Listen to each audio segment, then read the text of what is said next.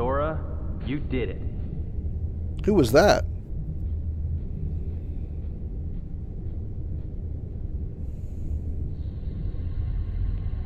It's Squall! And Yuffie and Eris. What are you guys doing here? We came in Sid's ship. Is it called the High Wind, by chance? This is our childhood home. We wanted to see it again. It's in worse shape than I feared. It used to be so peaceful. Don't worry. If we defeat Ansem, all should be restored, including your island. Really? But it also means goodbye. Once the worlds are restored, they'll all be separate again. Everyone will go back to where they came from. Then I'll visit you guys with the gummy ship. It's not that simple. Before all this, you didn't know about other worlds, right? Because every world was isolated. Impassable walls divided them. The Heartless destroyed those walls, but if the worlds return, so will the walls. Which means gummy ships will be useless. So, you're saying we'll never... We may never meet again, but we'll never forget each other. No matter where we are, our hearts will bring us together again. Besides, I couldn't forget you, even if I wanted to. What's that supposed to mean? That's basically a Yuffie compliment. Remember the Squall compliment from earlier? Hurry! Come and close the keyhole! Sora, good luck.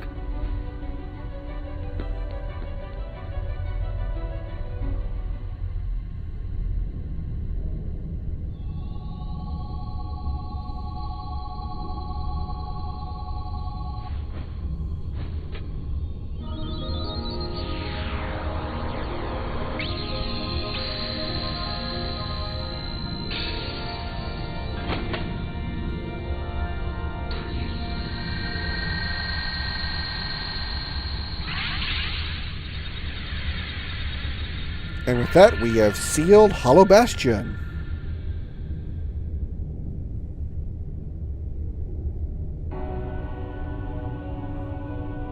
Thank you, Sora. I think the darkness has begun to weaken. But I can feel a powerful darkness growing somewhere far away. It's the heart of the darkness. It must be where Ansem went. We'll take the gummy ship and deal with both Ansem and the Heartless. A worthy answer, Keyblade Master. We offer this power to aid your battle. Attain the power of Fire. Fire has been upgraded to Tier 3 Firaga, our strongest fire ability. Sora, your courage can bring back our worlds. Once the darkness is gone, all should return to its original state. Kairi will be back on the island? Most certainly, and you should be too. I can't go home till I find Riku and the King.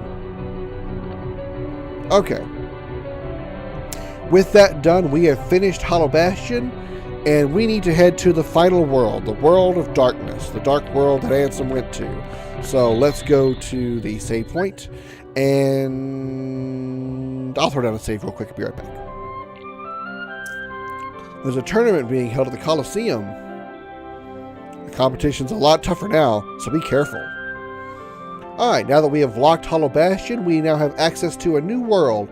It is 3, 6, 9. It's a 10-star Heartless world. That was only 9, really? 3, 6, 9. Okay. It's a 10-star battle level Heartless 10-star world. So in other words, really, really hard.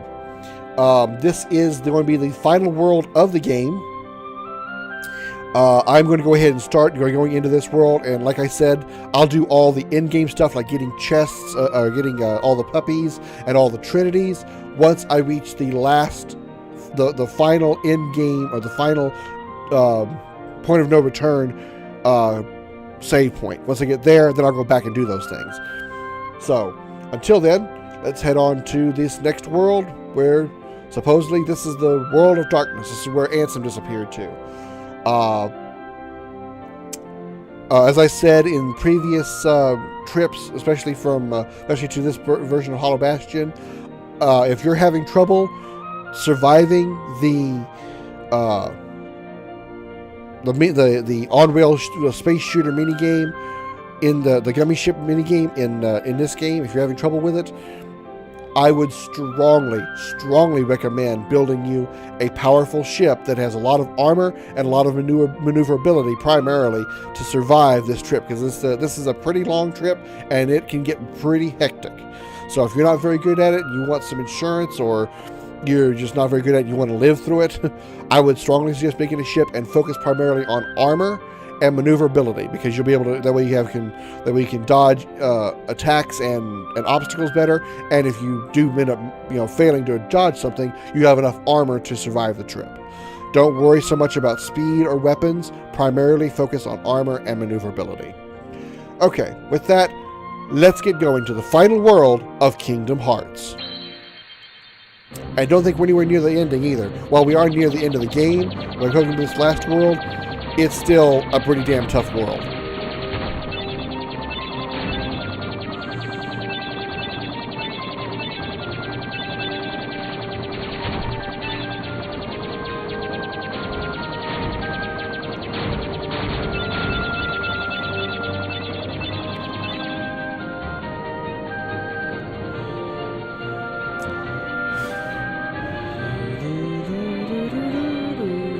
Ooh, it got darker. We're definitely approaching the dark. We're definitely heading deep into the darkness now. Everything turned black and purple, which is the universal sign for darkness. Black and purple. Why purple got sucked into the evil? Purple got sucked into evil. I don't really know, but evil darkness. But whatever. How purple got associated with evil and darkness and all that is not my decision, but it did. Whoop. Again, if you're even at least somewhat good at this game, it's not going to be impossible to get to get to Hullabash, to this final world in just the Kingdom ship, because as you can see, I'm doing just fine myself. But if you're for whatever reason, if you're just absolutely not good at this game, which there's some people that probably aren't. I mean, hell, I know my limitations to games. I know that I'm not good at first-person shooters. That's why I don't play PvP first-person shooters. I avoid the Crucible as much as I can when I'm playing Destiny. So I can understand if some people just don't have the skills to do this minigame. Oh, these guys are tough and hard to kill.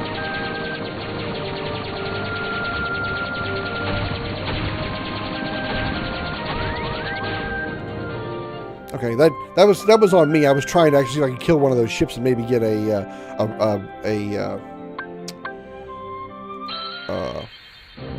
English language blueprint. Well, by the way, that's what happens when you die while flying a ship. You just go back to your previous destination. I was trying to see if I could destroy one of those ships and maybe get a blueprint off of it, because I'd like to know what it is. I don't think I've ever destroyed or gathered one of those blueprints before off one of those diamond-shaped ships. But oh well, I guess I don't have the firepower to take one down. But as you can see, they fire back with a lot of firepower, so one more reason why you want to dodge them.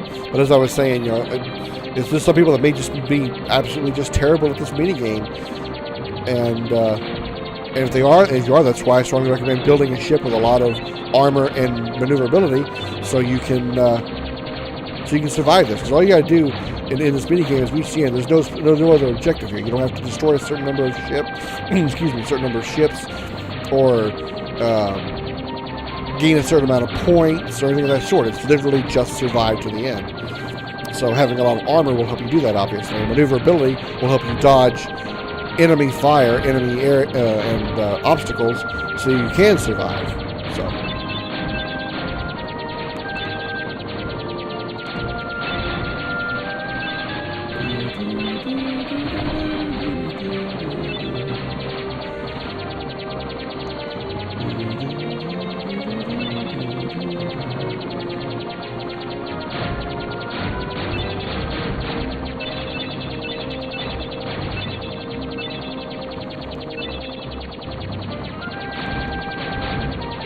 Let's go right to avoid those. Yeah,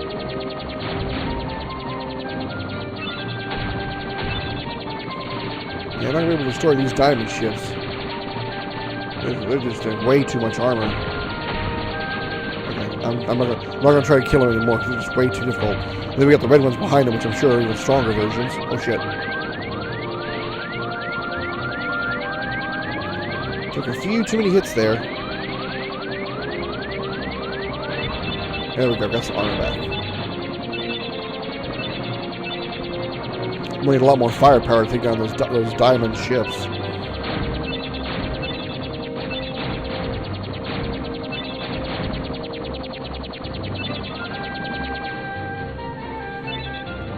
And there it is, the final world of the game.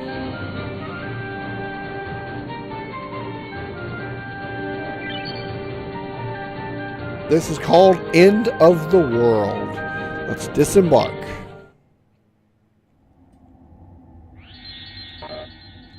I can't turn the camera or anything. We're here. I'm going to go ahead and throw down a quick save, and then we're going to explore the end of the world. Be right back. Alright, here we go. Take a few steps in, and we get a cutscene.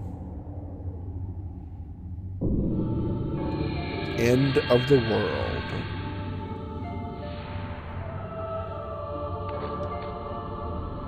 Gorge, is that all that's left of the worlds taken by the Heartless? Those worlds will be restored if we beat Ansem, right? You betcha! But if we do beat him, and all these worlds become restored and disconnected, what's gonna happen to this place? And to us? Well, This is a Heartless world, so maybe it'll just disappear. huh? But no worries. Even if this place goes poof, our hearts ain't going nowhere. I'm sure we'll find our pals again. Yep, I just know that we will. Yep. Yeah, you're right. I'll return this. I promise. Alright.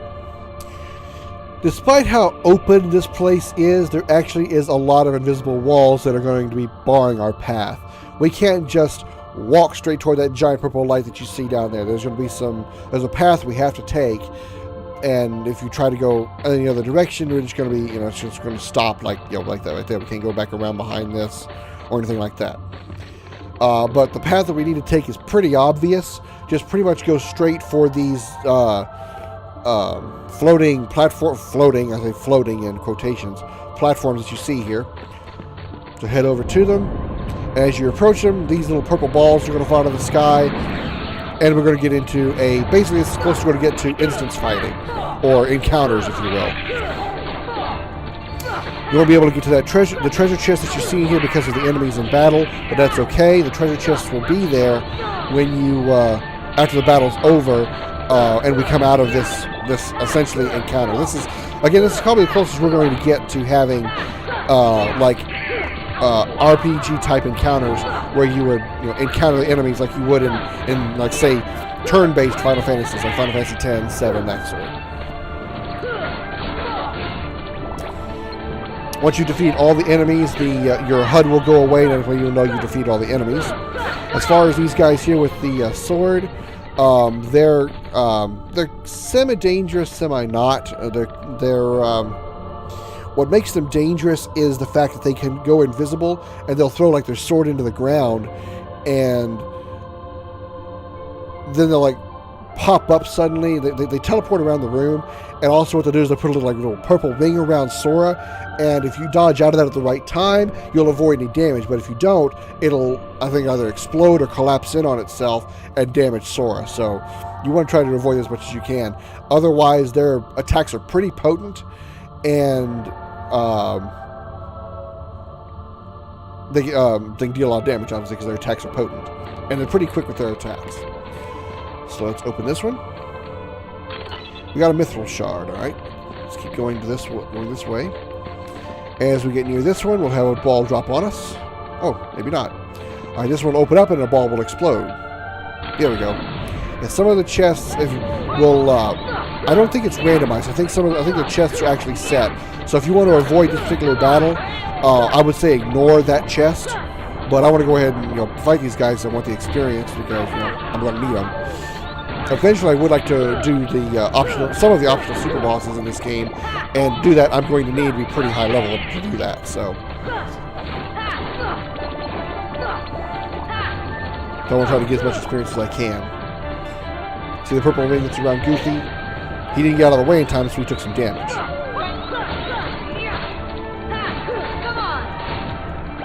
Right, there we go.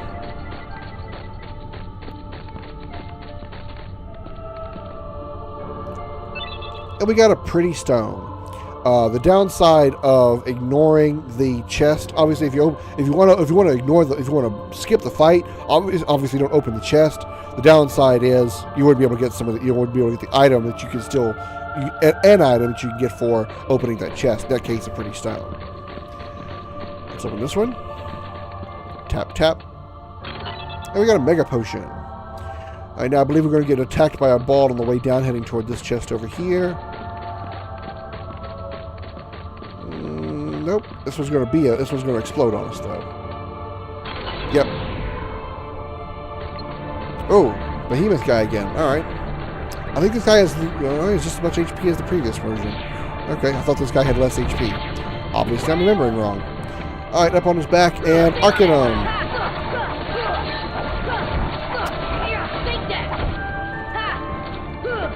Oh. Up on his back again. Arcing him. Oh. Check up on his back. Check up on his back. Come on, Sora. There we go. Alright, now attack again.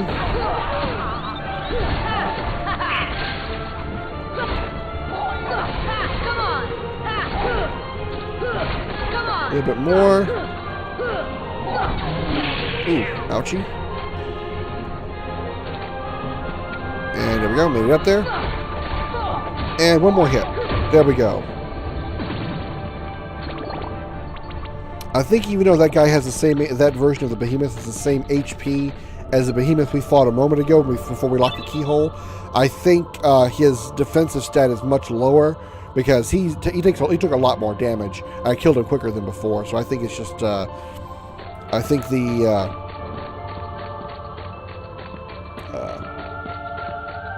think his just defense stat was lower, which is why we were able to kill him so quickly, even though he had the same amount of health as the other version. Alright.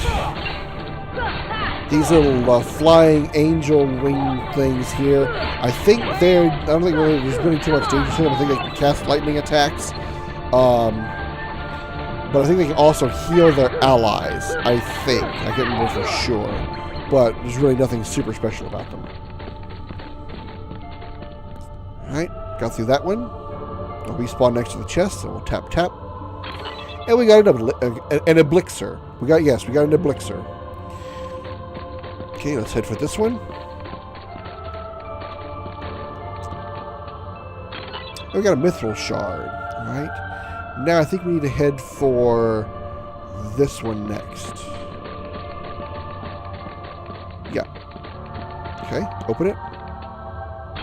Oh no! Excuse me. Oh no! Enemies! Or more like for me. Oh yes! Enemies! More experience! Let's go ahead and throw down a Cure on Donald and Cure on Goofy. There we go.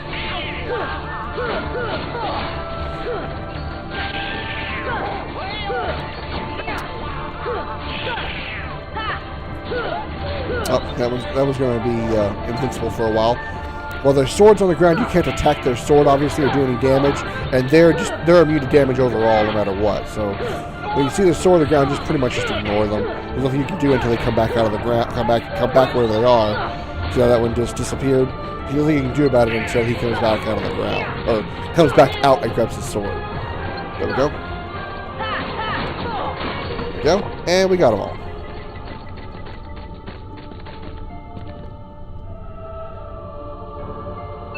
And we got another pretty stone. Okay.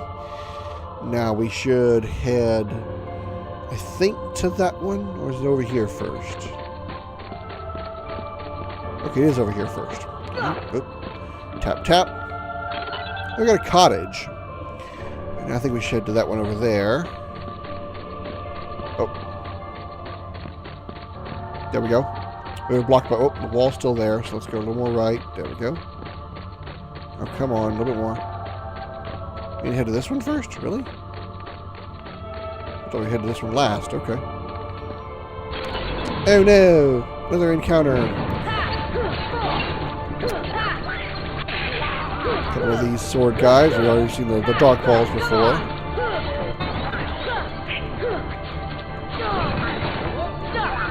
Alright, so I got 2 of them stopped.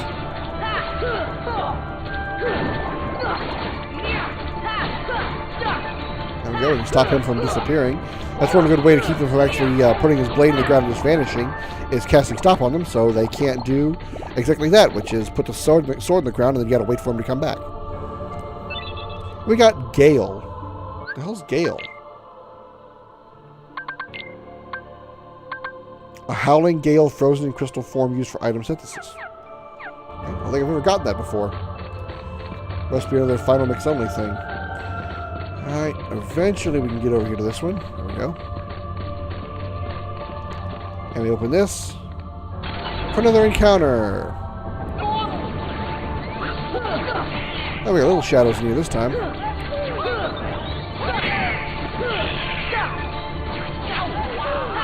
Actually, let's try and stop this guy. I don't want to stop the shadows. I want to stop the guy with the sword. He's a bigger problem.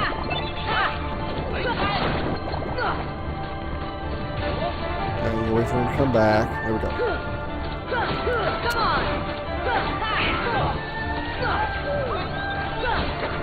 A little bit more. There we go. Oh, damn it! Really?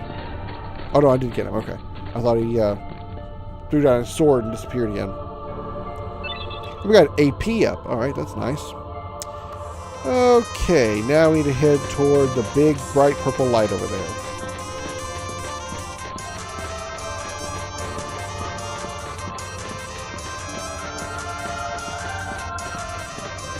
But before we actually get there, one more purple ball to stop us.